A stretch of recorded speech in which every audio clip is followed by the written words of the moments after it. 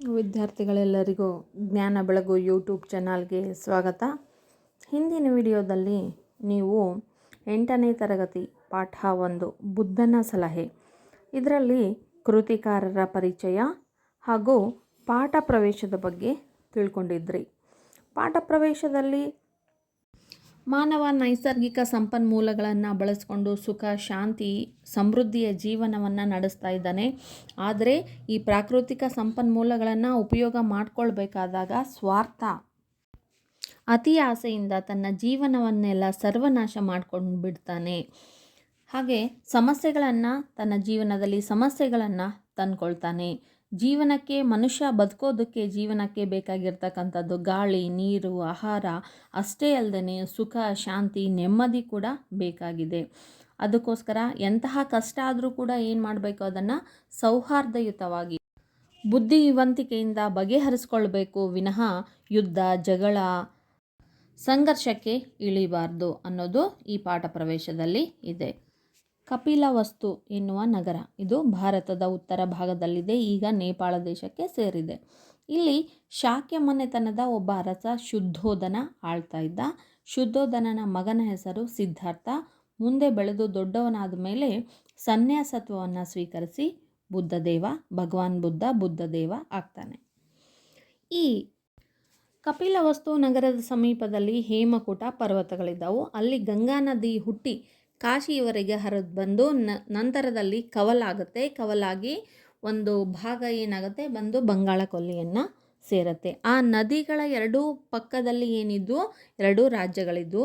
ಒಂದು ವತ್ಸ ರಾಜ್ಯ, ಇನ್ನೊಂದು ಮಗಧ ರಾಜ್ಯ. ಆ ನದಿಯ ನೀರನ್ನು, ಗಂಗಾ ನದಿಯ ನೀರನ್ನು ಉಪಯೋಗ ಮಾಡಿಕೊಂಡು ಅವು ಸುಖವಾಗಿ ಜೀವನವನ್ನು ನಡೆಸ್ತಾ ಇದ್ವು. ಇಲ್ಲಿವರೆಗೆ ನೀವು ಹಿಂದಿನ ವಿಡಿಯೋದಲ್ಲಿ ತಿಳ್ಕೊಂಡಿದ್ದೀರಾ. ಈ ಎರಡೂ ರಾಜ್ಯಗಳವರು ಆ ನದಿಯನ್ನು ತಾಯಿಯಂತೆ ಪೂಜಿಸುತ್ತಿದ್ದರು. ಆ ನದಿಯ ನೀರಿನಿಂದ ಎರಡೂ ರಾಜ್ಯಗಳ ನೆಲ ಸಸ್ಯ ಶ್ಯಾಮಲವಾಗಿತ್ತು. ಎತ್ತ ನೋಡಿದರೂ ಹಸಿರು ತುಂಬಿ ಬೆಳೆ ಬೆಳೆದು ಸುಭಿಕ್ಷದಿಂದ ಜನರು ಸುಖವಾಗಿದ್ದರು. ಇವರೆಲ್ಲರೂ ಗಂಗಾ ನದಿಯನ್ನು ತಮಗೆ ಅನ್ನ ನೀಡುವ ತಾಯಿ ಎನ್ನುತ್ತಿದ್ದರು. ಆದರೆ ಅವರಿಬ್ಬರನ್ನು ಕ್ರಮೇಣ ಸ್ವಾರ್ಥ ಆವರಿಸಿತು. ಈ ನದಿಯ ಮೇಲೆ ತಮ್ಮ ಸಂಪೂರ್ಣ ಅಧಿಕಾರ ಸ್ಥಾಪಿಸಬೇಕೆಂಬ ದುರಾಸೆ ಈ ಎರಡೂ ರಾಜ್ಯಗಳ ರಾಜರಿಗೆ ಉಂಟಾಯಿತು. ನಾಗರಿಕತೆಗಳೆಲ್ಲವೂ ನದಿಯ ದಂಡೆ ಮೇಲೇ ಹುಟ್ಟುಕೊಂಡು, ಯಾಕಂದರೆ ನದಿಯ ನೀರನ್ನು ಉಪಯೋಗಿಸಿಕೊಂಡು ಜೀವನವನ್ನು ನಡೆಸೋದಕ್ಕೋಸ್ಕರ. ಹಾಗೆ ಅದೇ ರೀತಿಯಾಗಿ ಈ ಗಂಗಾ ನದಿಯ ಎರಡೂ ಬದಿಗಳಲ್ಲಿ ಎರಡು ರಾಜ್ಯಗಳು ಹುಟ್ಕೊಂಡಿದ್ವು. ಒಂದು ವತ್ಸ ರಾಜ್ಯ, ಇನ್ನೊಂದು ಮಗಧ ರಾಜ್ಯ. ಆ ಗಂಗಾ ನದಿಯ ನೀರನ್ನು ಉಪಯೋಗ ಮಾಡಿಕೊಂಡು ಆರಾಮಾಗಿ ಇದ್ವು ಎರಡೂ ರಾಜ್ಯಗಳು. ಆ ನದಿಯನ್ನು ಉಪಯೋಗ ಮಾಡ್ಕೊಳ್ತಾ ಇದ್ರಲ್ಲ, ಹಾಗೆ ಆ ನದಿಯನ್ನು ತಾಯಿ ಅಂತ ತಿಳ್ಕೊಂಡು ಪೂಜೆ ಮಾಡ್ಕೊಳ್ತಾ ಇದ್ರು. ಅದರಿಂದ ಬೆಳೆಯನ್ನು ಬೆಳೆದು ಎಲ್ಲಿ ನೋಡಿದರೂ ಕೂಡ ಹಚ್ಚ ಹಸಿರಿನಿಂದ ತುಂಬಿ, ಭೂಮಿ ತಾಯಿ ಹಚ್ಚ ಹಸಿರಿನಿಂದ ತುಂಬಿಕೊಂಡಿದ್ಲು. ಎತ್ತ ನೋಡಿದರೂ ಕೂಡ ಬೆಳೆಯನ್ನು ಬೆಳೆದು ಆರಾಮಾಗಿ ಎರಡೂ ರಾಜ್ಯದವರು ಇದ್ದರು. ಇವರು ಈ ತಾಯಿಯನ್ನು ಅನ್ನ ನೀಡುವ ದೇವತೆ ಅಂತ ಪೂಜೆಯನ್ನು ಮಾಡ್ತಾಯಿದ್ರು. ಬರ್ತಾ ಬರ್ತಾ ಕ್ರಮೇಣ ಬರಬರುತ್ತಾ ಈ ಎರಡೂ ರಾಜ್ಯಗಳವರಲ್ಲಿ ಸ್ವಾರ್ಥ, ದುರಾಸೆ, ಈ ನದಿ ನಮಗೆ ಸೇರಬೇಕು, ಈ ಹೆಚ್ಚಿನ ಪಾಲು ನದಿ ನಮಗೆ ಸೇರಬೇಕು ಅಂದ್ಕೊಂಡು ಈ ಇಬ್ಬರಲ್ಲೂ ಕೂಡ ಸ್ವಾರ್ಥ ಭಾವನೆ ಬೆಳೆಯುತ್ತೆ. ನನಗೆ ಸೇರಬೇಕು, ಈ ನದಿ ಸಂಪೂರ್ಣವಾಗಿ ನನ್ನದೇ, ನಾನು ಮಾತ್ರ ಈ ನದಿಯ ನೀರನ್ನು ಉಪಯೋಗ ಮಾಡಿಕೊಳ್ಬೇಕು ಎನ್ನುವಂತಹ ದುರಾಸೆ ಕ್ರಮೇಣ ಬರ್ತಾ ಬರ್ತಾ ಎರಡೂ ರಾಜ್ಯಗಳ ಜನರಲ್ಲಿ ಬರ್ತಾ ಇದೆ. ದಿನ ಕಳೆದಂತೆ ಈ ಸ್ವಾರ್ಥ ಹೆಮ್ಮರವಾಗಿ ಬೆಳೆದು ಎರಡೂ ರಾಜ್ಯಗಳವರು ಯುದ್ಧಕ್ಕೆ ಸಿದ್ಧವಾಗುವ ಉತ್ಕಟ ಪರಿಸ್ಥಿತಿ ಉಂಟಾಯಿತು. ಅವರು ಯುದ್ಧಕ್ಕೆ ನಿಂತಾಗ ಭಗವಾನ್ ಅಲ್ಲಿಗೆ ಬಂದ. ಆತ ಯುದ್ಧಕ್ಕೆ ಸಿದ್ಧವಾದ ಎರಡೂ ಕಡೆಯ ಸೈನ್ಯಗಳನ್ನು ನೋಡಿ ಅವುಗಳ ನಡುವೆ ನಿಂತುಕೊಂಡ. ಬುದ್ಧದೇವನನ್ನು ನೋಡಿ ಎರಡೂ ಕಡೆಯವರು ಸ್ವಲ್ಪ ಹಿಂದಕ್ಕೆ ಸರಿದರು. ಈ ಗಂಗಾ ನದಿಯ ಕುರಿತಾಗಿ ಎರಡೂ ರಾಜ್ಯಗಳಲ್ಲಿ ದಿನದಿಂದ ದಿನಕ್ಕೆ ಸ್ವಾರ್ಥ ಅದು ಹೆಚ್ಚಾಗ್ತಾ ಹೋಗುತ್ತೆ. ಅದು ಮನಸ್ಸಿನಲ್ಲಿ ಆ ಸ್ವಾರ್ಥ ಎನ್ನುವಂತಹ ಒಂದು ಬೀಜ ಬಿದ್ದರೆ ಸಾಕು, ಅದು ದಿನದಿಂದ ದಿನಕ್ಕೆ ಬೆಳೀತಾನೆ ಮೊಳಕೆ ಹೊಡೆಯುತ್ತೆ. ಆಮೇಲೆ ಸಣ್ಣ ಸಸಿಯಾಗುತ್ತೆ, ಬೆಳೀತಾ ಬೆಳೀತಾ ದೊಡ್ಡ ಮರ ಕೂಡ ಆಗುತ್ತೆ. ನಾವು ಎಂತಹ ಬೀಜವನ್ನು ಬಿತ್ತುತ್ತಾ ಇದ್ದೀವಿ ಅಂತಹ ಫಲ ನಮಗೆ ಸಿಗುತ್ತೆ.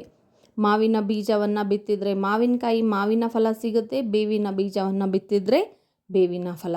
ಸ್ವಾರ್ಥ, ದ್ವೇಷ ಎನ್ನುವಂತಹ ಬೀಜವನ್ನು ನಾವು ಮನಸ್ಸಿನಲ್ಲಿ ಬಿತ್ಕೊಂಡ್ರೆ ಅದೇ ಗಿಡ ಬೆಳೆದು ಹೆಮ್ಮರವಾಗಿ ಬೆಳೆಯುತ್ತೆ.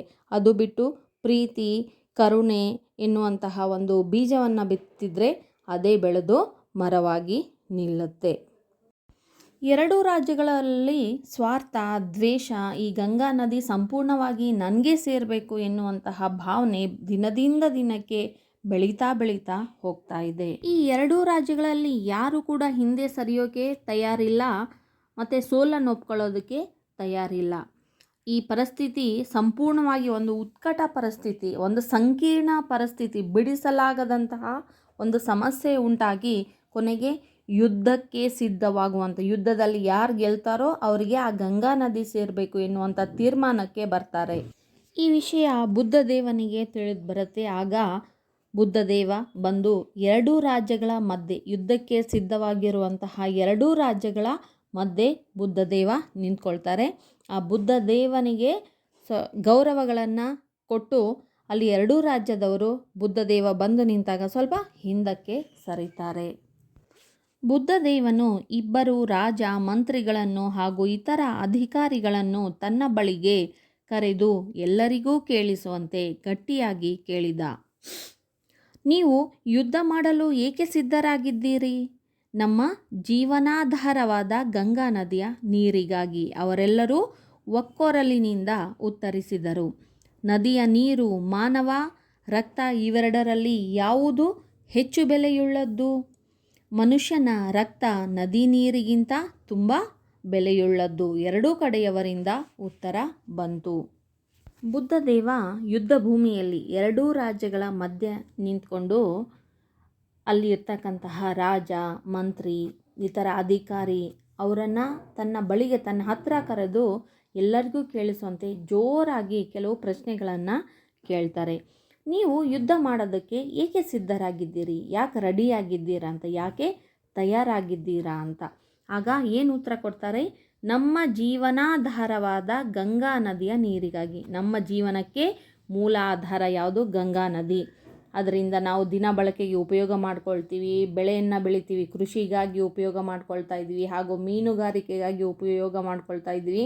ನಮಗೆ ಗಂಗಾ ನದಿನೇ ಆಧಾರ. ಅದರ ಸಲುವಾಗಿ ನಾವು ಯುದ್ಧಕ್ಕೆ ಸಿದ್ಧರಾಗಿದ್ದೀವಿ ಅಂತ ಒಕ್ಕೊರಲಿನಿಂದ, ಅಂದರೆ ಒಟ್ಟಿಗೆ ಅವರು ಉತ್ತರವನ್ನು, ಎರಡೂ ರಾಜ್ಯದವರು ಒಟ್ಟಿಗೆ ಉತ್ತರವನ್ನು ನೀಡ್ತಾ ಇದ್ದಾರೆ. ಮತ್ತು ಪುನಃ ಇನ್ನೊಂದು ಕ್ವಶನ್ ಕೇಳ್ತಿದ್ದಾರೆ. ನದಿಯ ನೀರು, ಮಾನವ ರಕ್ತ ಇವೆರಡರಲ್ಲಿ ಯಾವುದಕ್ಕೆ ಹೆಚ್ಚು ಬೆಲೆ ಇದೆ? ನೀರಿಗೆ ಬೆಲೆ ಐತಾ? ರಕ್ತಕ್ಕೆ ಬೆಲೆ ಐತಾ? ನೀರಿಗೋಸ್ಕರ ನೀವು ರಕ್ತ ಹರಿಸ್ತಾ ಇದ್ದೀರಲ್ಲ, ಯಾವುದಕ್ಕೆ ಹೆಚ್ಚು ಬೆಲೆ ಐತಪ್ಪ ಅಂತ ಮತ್ತೊಂದು ಪ್ರಶ್ನೆಯನ್ನು ಹಾಕ್ತಾ ಇದ್ದಾರೆ. ಆಗ ಎರಡೂ ಕಡೆಯಿಂದ ಏನು ಉತ್ತರ ಬರುತ್ತೆ? ಮನುಷ್ಯನ ರಕ್ತ, ನದಿ ನೀರಿಗಿಂತ ಮನುಷ್ಯನ ರಕ್ತಕ್ಕೆ ಹೆಚ್ಚು ಬೆಲೆ ಇದೆ. ಯಾಕಂದರೆ ದೇಹದ ಒಳಗಡೆ ಇರುವಂತಹ ರಕ್ತ ಅದು ಹೊರಗಡೆ ಬರಬೇಕಾದ್ರೆ ಅಲ್ಲಿ ಗಾಯ ಆಗಬೇಕು, ಚುಚ್ಚಬೇಕು, ಕೊಲ್ಲಬೇಕು, ಅಂದಾಗ ಮಾತ್ರ ದೇಹದಿಂದ ಆಚೆ ಬರೋದಕ್ಕೆ ಸಾಧ್ಯ. ನೋವಿನಿಂದ ಆಚೆ ಬರುವಂಥದ್ದು. ಅದಕ್ಕೆ ರಕ್ತಕ್ಕೆ ಬೆಲೆ ಇದೆ ಅಂತ ಹೇಳ್ತಿದ್ದಾರೆ. ಹಾಗಾದರೆ ನೀವು ಕಡಿಮೆ ಬೆಲೆ ಇರುವ ನೀರಿಗಾಗಿ ಅದಕ್ಕಿಂತಲೂ ಅಮೂಲ್ಯವಾದ ರಕ್ತವನ್ನು ಹರಿಸಲು ಏಕೆ ಸಿದ್ಧರಾಗಿದ್ದೀರಿ ಎಂದು ಬುದ್ಧ ಪುನಃ ಪ್ರಶ್ನಿಸಿದ. ನಮ್ಮ ಜೀವಗಳಿಗೆ ಈ ಗಂಗಾ ನದಿಯ ನೀರು ತುಂಬ ಅವಶ್ಯಕವಲ್ಲವೇ ಎಂದು ಎರಡೂ ಕಡೆಯವರು ಕೇಳಿದರು. ನೀವು ಜೀವಿಸಬೇಕೆಂದಿದ್ದೀರಲ್ಲವೇ, ಮತ್ತೆ ಸಾಯಲಿಕ್ಕೆ ಸಿದ್ಧರಾಗಿದ್ದೀರಿ ಎಂದು ಕೇಳಿದ ಬುದ್ಧ. ಎರಡೂ ರಾಜ್ಯದ ಮಂತ್ರಿಗಳು ಹೀಗೆ ಹೇಳಿದರು. ಸ್ವಾಮಿ, ಎರಡೂ ರಾಜ್ಯಗಳ ನಡುವೆ ದ್ವೇಷ, ಅಸೂಯೆಗಳಿಂದ ಪರಿಸ್ಥಿತಿ ವಿಷಮಿಸಿದೆ. ಇದಕ್ಕೆ ಪರಿಹಾರವೇ ಇಲ್ಲ. ಈಗ ಯುದ್ಧದ ಹೊರತು ಬೇರೆ ಯಾವ ದಾರಿ ಇಲ್ಲ. ನೀರಿಗಿಂತ ರಕ್ತಕ್ಕೆ ಹೆಚ್ಚು ಬೆಲೆ ಇದೆ ಅಂತ ಹೇಳಿದಾಗ ಮತ್ತೆ ಪುನಃ ಇನ್ನೊಂದು ಪ್ರಶ್ನೆಯನ್ನು ಮಾಡ್ತಾ ಇದ್ದಾರೆ ಬುದ್ಧದೇವ. ಹಾಗಾದರೆ ನೀವು ಕಡಿಮೆ ಬೆಲೆ ಇರುವ ನೀರಿಗಾಗಿ ಅದಕ್ಕಿಂತಲೂ ಅಮೂಲ್ಯವಾದ ರಕ್ತವನ್ನು ಹರಿಸಲು ಏಕೆ ಸಿದ್ಧರಾಗಿದ್ದೀರಿ? ನೀರಿಗೆ ಕಡಿಮೆ ಬೆಲೆ ಅಂತ ನೀವೇ ಹೇಳಿದ್ರಿ, ರಕ್ತಕ್ಕೆ ಹೆಚ್ಚಿನ ಬೆಲೆ ಅಂತ ಹೇಳಿದ್ರಿ. ಕಡಿಮೆ ಬೆಲೆ ಇರ್ತಕ್ಕಂಥ ನೀರಿಗಾಗಿ ಹೆಚ್ಚಿನ ಬೆಲೆ ಇರುವಂತಹ ರಕ್ತವನ್ನೇ ಹರಿಸೋದಕ್ಕೆ ನೀವು ಸಿದ್ಧರಾಗಿದ್ದೀರಲ್ಲ, ಯಾಕೆ? ನಮ್ಮ ಜೀವಗಳಿಗೆ ಈ ಗಂಗಾ ನದಿ ನೀರು ತುಂಬ ಅವಶ್ಯಕವಲ್ಲವೇ? ನಮ್ಮ ಜೀವಗಳಿಗೆ ಮನುಷ್ಯರಿಗೆ ಬದುಕೋದಕ್ಕೆ, ಪ್ರಾಣಿಗಳಿಗೆ ಎಲ್ಲದಕ್ಕೂ ಕೂಡ ಏನಿದ್ದು ನೀರು ಅವಶ್ಯಕ. ಎರಡೂ ರಾಜ್ಯಕ್ಕೆ ತುಂಬಾ ಅವಶ್ಯಕ ಅಲ್ಲ. ಅದಕ್ಕೋಸ್ಕರ ನೀವು ಜೀವಿಸಬೇಕೆಂದಿದ್ದೀರಲ್ಲವೇ, ಮತ್ತು ಸಾಯಲೇಕೆ ಸಿದ್ಧರಾಗಿದ್ದೀರಿ? ನೀವು ಬದುಕಬೇಕು ಅಂದ್ಕೊಂಡಿದ್ದೀರಿ, ನೀರಿಗಾಗಿ ಜಗಳ ಆಡ್ತಾ ಇದ್ದೀರಿ. ಯುದ್ಧ ಮಾಡಿ ಸತ್ತು ಹೋದ್ರೆ ಆ ನೀರನ್ನು ಉಪಯೋಗಿಸೋಕ್ಕೆ ಯಾರು ಇರ್ತಾರ? ನೀವು ಜೀವಿಸಬೇಕು, ಬದುಕಬೇಕು ಅಂತಿದ್ದೀರಾ ನೀವು. ಆದರೆ ಯುದ್ಧ ಮಾಡಿ ಮತ್ತೆ ಸಾಯಕ್ಕೆ ಯಾಕೆ ಹೊಂಟೀರಪ್ಪ ಅಂತ ಇಲ್ಲಿ ಬುದ್ಧದೇವ ಹೇಳ್ತಾ ಇದ್ದಾರೆ. ಆಗ ಎರಡೂ ರಾಜ್ಯದ ಮಂತ್ರಿಗಳು ಏನು ಹೇಳ್ತಾ ಇದ್ದಾರೆ, ಸ್ವಾಮಿ, ಎರಡೂ ರಾಜ್ಯಗಳ ನಡುವೆ ದ್ವೇಷ ಅಸೂಯೆಗಳಿಂದ ಪರಿಸ್ಥಿತಿ ವಿಷಮಿಸಿದೆ. ಈಗ ಪರಿಸ್ಥಿತಿ ತುಂಬ ಕೆಟ್ಟು ಹೋಗ್ಬಿಟ್ಟಿದೆ. ದ್ವೇಷ, ಸ್ವಾರ್ಥ ಅನ್ನೋದು ಹೆಚ್ಚಾಗ್ಬಿಟ್ಟಿದೆ, ತುಂಬಿ ತುಳುಕಾಡ್ತಾ ಇದೆ. ಇದಕ್ಕೆ ಪರಿಹಾರನೇ ಕಾಣಿಸ್ತಾ ಇಲ್ಲ. ಯುದ್ಧ ಬಿಟ್ಟರೆ ಮತ್ತೆ ಬೇರೆ ಯಾವ ದಾರಿನೂ ನಮಗೆ ಕಾಣಿಸ್ತಾ ಇಲ್ಲ ಅಂತ ಇಲ್ಲಿ ಎರಡೂ ರಾಜ್ಯದ ಮಂತ್ರಿಗಳು ಬುದ್ಧದೇವನಿಗೆ ಉತ್ತರವನ್ನು ನೀಡ್ತಾ ಇದ್ದಾರೆ. ಬುದ್ಧದೇವ ನಕ್ಕು, ನೀವು ದ್ವೇಷದಿಂದ ದ್ವೇಷವನ್ನು ಜಯಿಸಲು ಹೋದರೆ ಕೊನೆಗೆ ನಿಮಗೆ ಉಳಿಯುವುದು ಈರ್ಷೆಯೇ. ಇವುಗಳಿಂದ ಜೀವಿಗಳಿಗೆ ದುಃಖವೇ ಹೊರತು ಸುಖವಲ್ಲ. ಈಗ ಸುಖವಾಗಿರುವ ನೀವು ದುಃಖ ತಂದುಕೊಳ್ಳುವ ಮಾರ್ಗ ಇದು ಎಂದಾಗ ಎರಡೂ ಕಡೆಯ ರಾಜರು ತೆಪ್ಪಗಾದರು. ಅವರು ಕೇಳಿದರು, ಹಾಗಾದರೆ ಏನು ಮಾಡಬೇಕೆನ್ನುತ್ತೀರಿ ಭಗವಾನ್?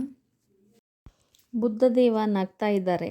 ಇದಕ್ಕೆ ಪರಿಹಾರನೇ ಇಲ್ಲ, ಸಮಸ್ಯೆಗೆ ಪರಿಹಾರನೇ ಇಲ್ಲ, ಯುದ್ಧ ಬಿಟ್ಟರೆ ಬೇರೆ ಯಾವುದೋ ದಾರಿನೇ ಇಲ್ಲ ಅಂದಾಗ ಬುದ್ಧದೇವ ನಗ್ತಾ ಇದ್ದಾರೆ. ಪ್ರತಿಯೊಂದು ಸಮಸ್ಯೆಗೂ ಪರಿಹಾರ ಇದ್ದೇ ಇರುತ್ತೆ, ದಾರಿ ಇದ್ದೇ ಇರುತ್ತೆ, ಮುಚ್ಚಿ ಹೋಗಿರೋದಿಲ್ಲ. ಮುಚ್ಚಿ ಹೋಗಿರೋದು ನಮ್ಮ ವಿವೇಕ, ಬುದ್ಧಿ. ಅನಾವಶ್ಯಕವಾದವುಗಳನ್ನು ತಲೆಯಲ್ಲಿ ತುಂಬಿಕೊಂಡಾಗ ಒಳ್ಳೆಯವುಗಳನ್ನು ತುಂಬ್ಕೊಳ್ಳೋದಕ್ಕೆ ಜಾಗ ಇರಲ್ಲ, ಪ್ಲೇಸ್ ಇರಲ್ಲ. ಮನೆಯಲ್ಲಿನೂ ಅಷ್ಟೇ, ಬುಕ್ಸ್ ಇಟ್ಕೊಳ್ಳೋಕೆ ಪ್ಲೇಸ್ ಇಲ್ಲ. ಅಂತಿಂಥ ಸಾಮಾನುಗಳನ್ನೆಲ್ಲ ಕಿತ್ತು ಬಿಸಾಕ್ರಿ, ವೇಸ್ಟ್ ಇರೋನೆಲ್ಲ ತೆಗೆದು ಒಗಿರಿ. ಆಗ ಪುಸ್ತಕಗಳನ್ನು, ಒಳ್ಳೆಯವುಗಳನ್ನು ಇಟ್ಕೊಳ್ಳೋಕ್ಕೆ ಪ್ಲೇಸ್ ಇದ್ದೇ ಇರುತ್ತೆ. ಬುದ್ಧದೇವ ಹೇಳ್ತಾ ಇದ್ದಾರೆ, ನೀವು ದ್ವೇಷದಿಂದ ದ್ವೇಷವನ್ನು ಜಯಿಸೋದಕ್ಕೆ ಹೋಗ್ತಾ ಇದ್ದೀರಾ. ದ್ವೇಷ ಪ್ಲಸ್ ದ್ವೇಷ ಏನಾಗುತ್ತೆ? ಅಲ್ಲಿ ಇನ್ನೂ ಡಬಲ್ ಆಗುತ್ತೆ. ದ್ವೇಷ ಇಂಟು ದ್ವೇಷ ಇನ್ನೂ ಸ್ಕ್ವಯರ್ ಆಗುತ್ತೆ, ಇನ್ನೂ ಹೆಚ್ಚು ಆಗ್ತಾ ಇದೆ. ಬೆಂಕಿಯಿಂದ ಬೆಂಕಿನ ಆರ್ಸೋಕ್ಕಾಗತ್ತಾ?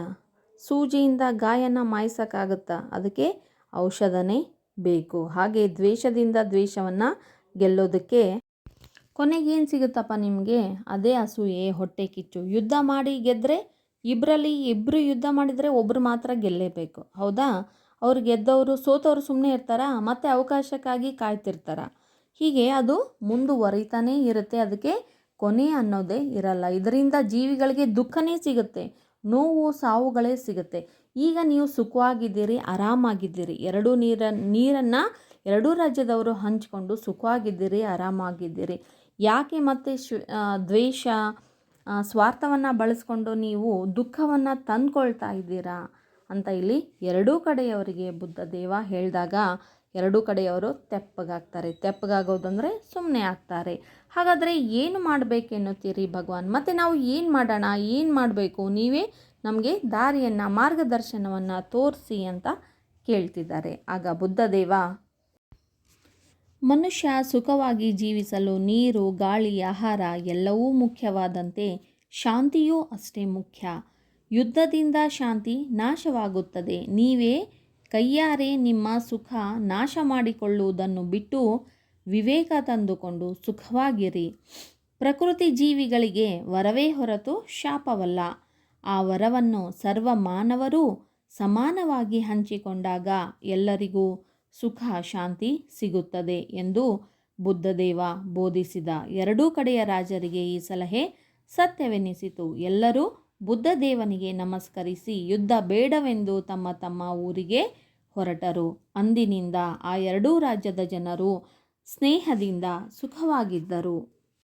ಬುದ್ಧದೇವ ಎರಡೂ ರಾಜ್ಯಗಳವರು ಕೇಳಿರುವ ಪ್ರಶ್ನೆಗೆ ಉತ್ತರವನ್ನು ನೀಡ್ತಾ ಇದ್ದಾರೆ. ಮನುಷ್ಯ ಸುಖವಾಗಿ ಆರಾಮಾಗಿ ಇರಬೇಕಂದ್ರೆ ಬರೀ ಗಾಳಿ, ನೀರು, ಆಹಾರ, ಸಂಪತ್ತು, ಆಸ್ತಿ ಇದು ಅಷ್ಟೇ ಸುಖ ಕೊಡೋದಿಲ್ಲ. ಮನುಷ್ಯನಿಗೆ ಏನು ಬೇಕು? ಇದರ ಜೊತೆಗೆ ಶಾಂತಿ ಬೇಕು, ನೆಮ್ಮದಿ ಬೇಕಾಗುತ್ತೆ. ಇದನ್ನು ಕೂಡ ಮುಖ್ಯ ಆಗ್ತಾ ಇದೆ. ನೀವು ನಿಮ್ಮ ಕೈಯಾರೆ ಯುದ್ಧ ಮಾಡಿ ಸಮಸ್ಯೆಯನ್ನು ತಂದ್ಕೊಂಡು ನಿಮ್ಮ ಕೈಯಾರೆ ನೀವು ನಿಮ್ಮ ಸುಖವನ್ನು ಹಾಳು ಮಾಡ್ಕೊಳ್ತಾ ಇದ್ದೀರಾ. ಅದನ್ನು ಬಿಟ್ಟು ಸ್ವಲ್ಪ ವಿವೇಕದಿಂದ ಯೋಚನೆ ಮಾಡಿ, ಸ್ವಲ್ಪ ಬುದ್ಧಿಶಕ್ತಿಯನ್ನು ಉಪಯೋಗಿಸಿ ಯೋಚನೆ ಮಾಡಿ. ಯುದ್ಧದಿಂದ ಏನಾಗುತ್ತೆ? ಯುದ್ಧದಿಂದ ಎಲ್ಲದೂ ನಾಶ ಆಗುತ್ತೆ, ಸರ್ವನಾಶ ಆಗಿ ಹೋಗುತ್ತೆ, ಏನೂ ಉಳಿಯೋದಿಲ್ಲ.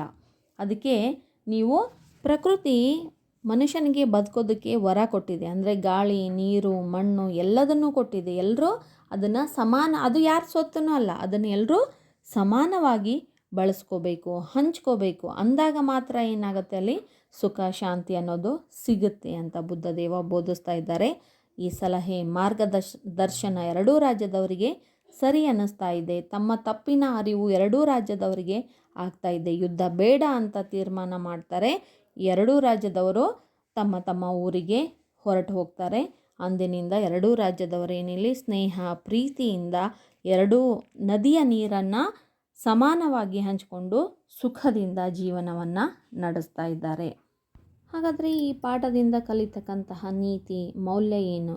ಈ ಪಾಠ ಏನು ಸಂದೇಶವನ್ನು ನೀಡ್ತಾ ಇದೆ ಅಂದರೆ, ಮನುಷ್ಯನಲ್ಲಿ ಸ್ವಾರ್ಥ, ದ್ವೇಷ, ಸಿಟ್ಟು, ಕೋಪ, ಹಗೆತನ, ಅಸೂಯೆ, ಹೊಟ್ಟೆಕಿಚ್ಚು ಇದು ಯಾವುದೂ ಇರಬಾರ್ದು. ಇದರಿಂದ ಏನು ನಾಶ ಆಗುತ್ತೆ, ವಿನಾಶ ಆಗುತ್ತೆ. ಶಾಂತಿ, ನೆಮ್ಮದಿ, ಎಲ್ಲದೂ ಸುಖ ಎಲ್ಲದೂ ಕೂಡ ಹಾಳಾಗುತ್ತೆ. ಅದಕ್ಕೋಸ್ಕರ ಇವುಗಳನ್ನು ಯಾರು ಮನಸ್ಸಿನಲ್ಲಿ ಇಟ್ಕೊಳ್ದೇ ಪ್ರೀತಿ, ವಿಶ್ವಾಸ, ನಂಬಿಕೆ, ಒಳ್ಳೆತನ, ನಿಸ್ವಾರ್ಥ ಮನೋಭಾವ ಎಲ್ಲರಲ್ಲೂ ಇರಬೇಕು. ಅಂದಾಗ ಮಾತ್ರ ಸುಖ, ಶಾಂತಿ, ನೆಮ್ಮದಿಯ ಜೀವನ ಮಾಡೋದಕ್ಕೆ ಸಾಧ್ಯ ಆಗುತ್ತೆ. ಈ ವಿಡಿಯೋ ಇಷ್ಟ ಆಗಿದ್ದಲ್ಲಿ ಲೈಕ್ ಮಾಡಿ, ಸಬ್ಸ್ಕ್ರೈಬ್ ಮಾಡಿ. ಮುಂದಿನ ವಿಡಿಯೋಗಳ ನೋಟಿಫಿಕೇಷನ್ಗಾಗಿ ಬೆಲ್ ಐಕನ್ನನ್ನು ಪ್ರೆಸ್ ಮಾಡಿ ಅಂತ ಹೇಳ್ತಾ ಧನ್ಯವಾದಗಳು.